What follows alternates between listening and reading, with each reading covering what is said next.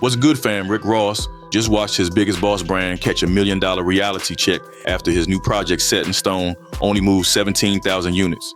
The self-proclaimed boss of the South is finally dealing with the fallout of a career built on luxury fantasies that just don't match his actual bank statement in 2026. It is a total mess for a man who spent 20 years claiming he was the wealthiest person in every room he walked into. When the album officially dropped on Friday, July 17, 2026, through MMG and Gamma, it arrived with 19 tracks meant to prove he was still a heavyweight. He even loaded up the track list with street legends like T.I. and Jeezy, plus Kodak Black to try and force some streaming momentum, but none of it worked. Even with all that name power and industry support, the project couldn't even crack the top 40 of the charts. He posted this clip of Rick Ross saying that his album was going to be a bomb. Album, because my album is going to most definitely be a bomb. It's going to be a bomb. It went triple copper. Listen, man, I fuck Rose, but there's no way to sugarcoat it. The album received 1.83 million streams on Spotify, which equals to the equivalent of 1,200 albums sold. Early projections on July 21st already looked shaky at 26,000 units, but the final count confirmed on July 25th was worse than anyone expected. Landing at number 45 on the Billboard 200 is a straight-up embarrassment for a guy who used to be a fixture in the top 5. This is a massive drop from his 2021 project, Richer Than I Ever Been, which hit number 22 and showed he still had some relevance left. The actual breakdown of those 17,000 units makes things even uglier for the MMG camp, since only about 2,000 of those were pure copies. That tiny number shows his core fan base has basically evaporated, and people just aren't willing to spend their hard-earned money on his music anymore. Rose, how are you always so confident when it comes to your business, because it go the way I wanted to go? 50 Cent didn't even wait for the final numbers to get certified before he started his savage siege on Instagram to dismantle whatever was left of Ross's reputation. He hit social media on July 21st claiming Ross was only moving 2,000 units because the Spotify streams were looking absolutely pathetic across the board. 50 mocked him for needing 20 different features just to get a single click and told him it was officially time to pack it up and go home. He kept using that officer nickname as a callback to the correctional officer pass that Ross has tried to hide under piles of jewelry and expensive cars for years. Things are not looking good for the rapper Rick Ross, as he has just announced a recent world tour with him struggling to sell any tickets. He even posted a video of himself eating popcorn while clowning Ross for having to pivot his entire business model toward car shows and selling chicken wings. It's clear that once the music stops selling, that boss persona starts looking like a desperate costume that just doesn't fit him anymore. The most disrespectful jab was 50 Cent calling the album a tiny firecracker that only his family heard after Ross spent months predicting a bomb. This whole confrontation on Instagram Live and his stories turned the entire rollout for Set in Stone into a massive meme instead of a serious musical event. He posted this clip of Rick Ross saying that his album was going to be a bomb. Album, because my album is going to most definitely be a bomb. It's going to be a bomb. 50 Cent is basically providing the play-by-play commentary for the funeral of Rick Ross's solo career while the whole world watches him laugh in real time. It is a savage move, but it's exactly what we expect from the king of petty who has been waiting for this moment for over a decade. Ross is finding out the hard way that you can only fake the numbers for so long before the real data catches up and exposes everything. The industry is watching this play out and realizing that the biggest boss might actually be the smallest player on the board right now. This confrontation has moved way past the music and turned into a total demolition of a brand that relied on relevance Ross just doesn't have in 2026. Before you mention what 50 said, let me ask, how's it going over there in Shreveport? How's it going in Shreveport? You borrowed all them people money. Every time 50 Cent goes live, he is just adding more fuel to the fire that is currently burning down the whole MMG legacy. Knowing he was backed into a corner, Ross tried to flip the script on July 23rd, 2026 by attacking 50 Cent in his business moves in Shreveport, Louisiana. These wild claims suggested that 50 had to borrow huge stacks from the people in Shreveport to fund his studio, and Ross alleged that 50 hasn't paid back a single cent. Even the success of the Humor and Harmony Festival came under fire, as Ross tried to paint 50 like a financial fraud who was just faking it for the cameras. This was a desperate move to distract people from the 17,000 sales that are currently sinking his musical legacy.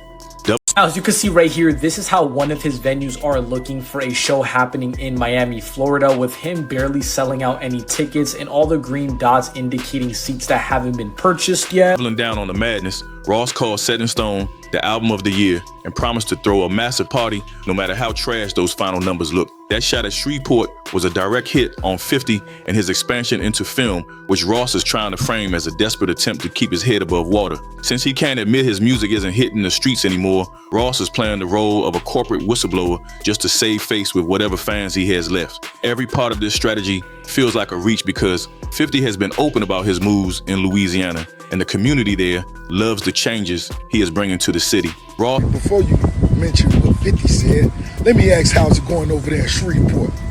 How's it going in Shreveport? You borrowed all them people money. Ross is basically screaming at a wall while 50 builds real businesses and infrastructure. And that contrast makes the Biggest Boss persona look extremely small in comparison. Talking about the festival like it was some fake scam ignored the fact that it brought thousands of people and a huge economic boost to a city that really needed it. While he tried to act like a billionaire, mogul, too wealthy to care about sales, everyone saw right through the act. Billboard charts were proving the project was a total flop, making the constant yelling about throwing a party for the album of the year look ridiculous. It was an awkward display of ego that only made the MMG brand look even more desperate than before. Before we move on and see how Rick Ross fumbled his whole career by losing that Drake stimulus package for good, tell me if y'all think the Biggest Boss is officially washed after these embarrassing sales. Is Ross even a factor in the game anymore without a Drake feature to carry him? It went triple copper. Listen, man, I fuck with Rose, but there's no way to sugarcoat it. The album received 1.83 million streams on Spotify, which equals to the equivalent of 1,200 albums sold. Drop your thoughts in the comments. No cap. While you at it, like and subscribe. Let's continue. Rick Ross has finally hit a dead end because the Drake stimulus package is officially a thing of the past for him.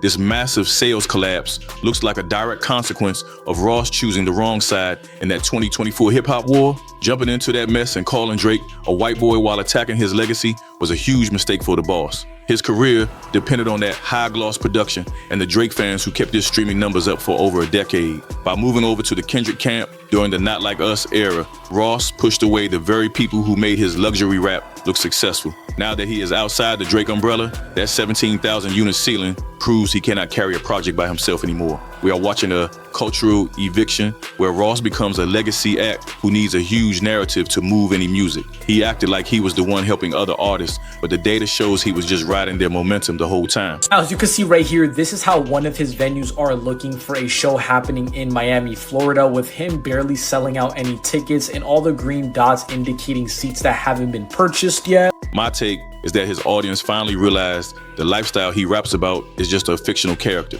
I'm predicting that Ross will retire from solo albums by 2027 because these chart positions are getting too embarrassing for his ego. He will probably just stick to car shows and chicken wings since those are the only places where his name still carries weight. The industry wants real authenticity now, and that is something Ross just cannot provide in this current climate. This disaster is exactly what happens when you turn on the biggest hitmaker in the world while trying to fight the greatest troll in history.